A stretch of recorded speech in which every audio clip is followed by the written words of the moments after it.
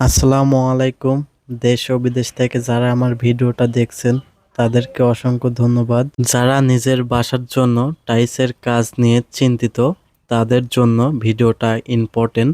কেউ না টেনে সম্পূর্ণ ভিডিওটা দেখুন। আমাদের দেশে বাইরের দেশের মতো কাজ করা হয় না, যার কারণে আমাদের দেশের টাইলসগুলা কিছুদিন গেলেই খুলে পড়ে যায় এবং নষ্ট হয়ে যায় কালার মালার। এগুলো নিয়ে কিছু আলোচনা করব। ওয়ালে 100 পিস টাইলস লাগালে দেখা যায় 2 4 5 বছর 10 বছর গেলে 2 1 পিস টাইলস খুলে পড়ে যায়। এটা কিসের জন্য খুলে পড়ে যায়? এই সমস্যার জন্য দায়ী মিস্ত্রিরা।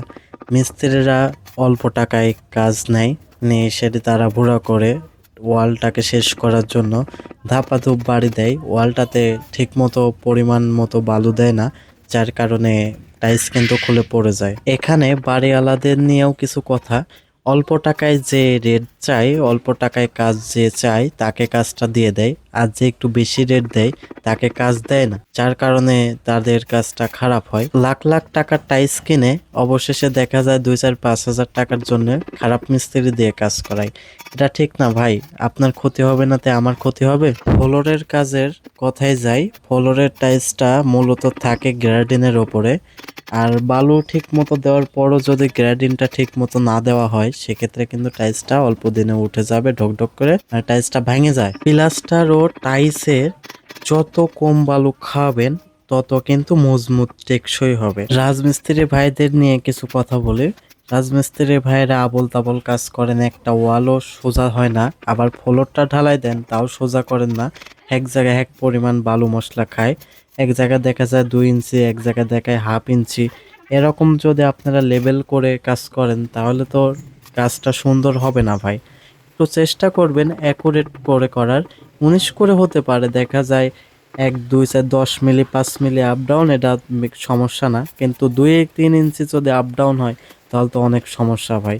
যে জায়গায় 3 ইঞ্চি বালু খাবে সেই জায়গা কিন্তু টাইলস বেশি দিন টেকসই হবে না। আবার প্লাস্টার করার দিক দিয়ে গেলেও 3 ইঞ্চি যেখানে বালু খাবে সেখানে কিন্তু সেই প্লাস্টারটা বেশি দিন লাস্টিং করবে না।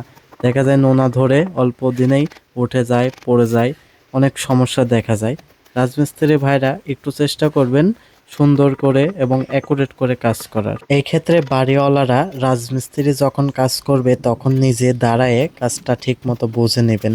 এই জন্যই বুঝে নেবেন, যদি রাজমিস্ত্রির কাজটা অ্যাকুরেট হয়, আপনার টাইলসের কাজ করেন আর থাইয়ের কাজ করেন, যে কাজই করেন সব কাজে 100তে 100 হবে। সেই জন্য আপনারা চেষ্টা করবেন যখন রাজমিস্ত্রি বাসায় কাজ করবে তখন নিজে দাঁড়ায়ে একটু সলসতা দেখে চেক দিয়ে কাজটা বুঝে নেবেন। এবার স্যানিটারি মিস্ত্রি ভাইদের নিয়ে কিছু কথা বলি। ভাইরা যখন পাইপটা ওয়ালে ঢোকান তখন গ্যানিং মেশিন দিয়ে কাটেন না ঠিক মতো, অল্প একটু কাটেই পাইপটা সেট করেন, সেক্ষেত্রে টাইলসটা বালু অনেক দেওয়া লাগে পাইপটা ঢেকার জন্য। এটা করবেন না ভাই। আপনারা যতদূর চেষ্টা করবেন পাইপটা ওয়ালের মধ্যে একদম পুরাপুরি ঢোকায় দেওয়ার, তাইলে ওয়ালে ঠিক মতো 1 ইঞ্চি কি 2 ইঞ্চি 1.5 ইঞ্চি বালু খাওয়ানোর মতো ব্যবস্থা করে রাখবেন। যদি আপনারা পুরাপুরি পাইপটা বার করে রাখেন সেক্ষেত্রে কিন্তু টাইসে অনেক বালু ধরানো লাগে, আর যদি বেশি বালু ধরানো লাগে সেটা তো বুঝতেছেন কি হতে পারে। তাই হোক, চেষ্টা করবেন একটু সুন্দর করে কাজ করার। বাথরুমের পানির লাইনটাতে, মানে যেটা দিয়ে পানি বের হবে নোংরা পানি, সেই পাইপটা আপনি ফ্লোরে যে কোনো একটা কর্নারে দেবেন, মাঝখানে দেবেন না, একদম ওয়াল ঘেঁষে কর্নারে দেবেন। সেক্ষেত্রে আপনার পানির স্লোপটা অ্যাকুরেটভাবে মেলানো যায়, পানিটা কোথাও বেঁধে থাকে না। এবার টাইলসের কাজের কথায় যাই। আপনারা বাসায় যখন টাইলস লাগাবেন, টাইলস ওয়াল টাইলস অন্তত 10 থেকে 20 মিনিট পর্যন্ত পানির ভিতরে চোফায় রাখবেন, পানি খাওয়াবেন, না হলে কিন্তু টাইলসটা অল্প দিনে খুলে যাওয়ার সম্ভাবনা থাকে। নিজের বাসায় যখন কাজ হবে অবশ্যই মিস্ত্রি ভাইদের সাথে থাকবেন, থেকে কাজটা বুঝে নেবেন। 20 মিনিট অন্তত পানি খাওয়ানোর পর টাইলসটা ওঠায় কাজটা শুরু করতে বলবেন। টাইলসে ঠিক মতো বালু দিচ্ছে কিনা সেদিকে আপনারা অবশ্যই ফলো রাখবেন। যখন টাইলসটা লাগানো হবে তখন কিন্তু আপনি সেই জায়গায় উপস্থিত থাকবেন, কিছু না হলেও আধা ঘন্টা থাকবেন, তাই সেই মিস্ত্রির জানে ভয় হয়ে থাকবে যে না অ্যাকুরেট কাজ করতে হবে, ভাই বুঝে নিচ্ছে, সেদিকে কিন্তু নিশ্চয়তা পাবেন। আপনারা চেষ্টা করবেন মিস্ত্রি ভাইদের সাথে থাকার। নিজে না থাকতে পারলে অবশ্যই নিজের কোনো মিস্ত্রি ভাই মানে বিশ্বাসিত মানুষ দিয়ে কাজ করান। টাইস যেমন হোক আর তেমন হোক, টাইসের কাজটা যদি 100-100 হয় সেক্ষেত্রে কিন্তু টাইস সব টাইসই দেখতে সুন্দর লাগে। লাগানো ঠিক হলে সব টাইসেরই সৌন্দর্য থাকে। আমার ভিডিওটা কে কোথায় থেকে দেখছেন অবশ্যই কমেন্টে বলে যাবেন। আর কমেন্ট পড়তে আমার অনেক ভালো লাগে, যার কারণে ভিডিও বানাতেও আগ্রহী হই। ভিডিওটা ভালো লাগলে অবশ্যই চ্যানেলটাকে সাবস্ক্রাইব করে আমাদের পাশে থাকবেন। যদি ফেসবুক থেকে দেখে থাকেন অবশ্যই ফলো করে রাখবেন। যে টাইলসটা লাগাচ্ছি মাত্র 20 টাকা পিস।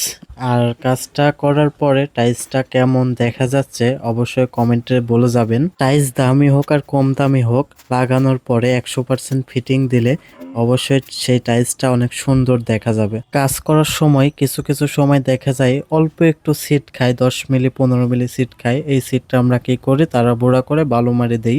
এই কাজটা করবেন না। বালু মারার পর পুটিং করলে সেই পুটিংটা অল্প দিনে উঠে যায়। একটু চেষ্টা করবেন গ্যান্ডিং মেশিন দিয়ে আস্তে আস্তে করে সিটটা কাটে ফিটিং করার। দেখেন অনেক সুন্দর দেখা যাচ্ছে। এই বাথরুমটা টাইলস কিনতে লাগছে আপনার 7,900 টাকা। আর মিস্ত্রি খরচ দিয়ে টোটালি বালু সিমেন্ট দিয়ে আপনার 13,000 টাকার মতো লাগছে। 13,000 টাকায় একটা বাথরুম কমপ্লিট হয়ে গেলে বাথরুমটা অবশ্যই অনেক সুন্দরই দেখা যাচ্ছে। এই ভিডিও থেকে আপনারা কি বুঝলেন? অবশ্যই টাইলস কম দামি হোক আর বেশি দামি হোক সেটা মেটাল না, যদি কাজটা 100-তে 100 হয় আপনার সব টাইলসই সুন্দর দেখা যাবে। অনেক পরিশ্রম করে নিজের একটি স্বপ্নের বাড়ি তৈরি করে সেই বাড়িতে যদি কাজগুলো অ্যাকুরেট না হয়, যদি আপনি বুঝতে পারেন যে আমার কাজটা অ্যাকুরেট হয় নাই, তখন কিন্তু মনটা একটু ভাঙবেই ভাই। তাই সেদিকে খেয়াল করবেন যে কাজ কিভাবে মিস্ত্রিরা করছে। আর সব কিছুতে আমি আপনাকে বোঝাই দিলাম, এই ভিডিওতেই সব কিছু বুঝতে পারবেন। আর চেষ্টা করবেন আমার যেভাবে আমি বলছি সেভাবে কাজগুলো বুঝে নেওয়ার। ইনশাল্লাহ আপনি ঠকবেন না, আপনার কাজগুলো 100-তে 100 হবে।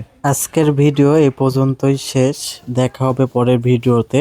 যদি আমার ভিডিওটা ভালো লাগে অবশ্যই চ্যানেলটাকে সাবস্ক্রাইব করে একটা কমেন্ট করে যাবেন। সবাইকে ধন্যবাদ, ভালো থাকবেন, আল্লাহ হাফেজ।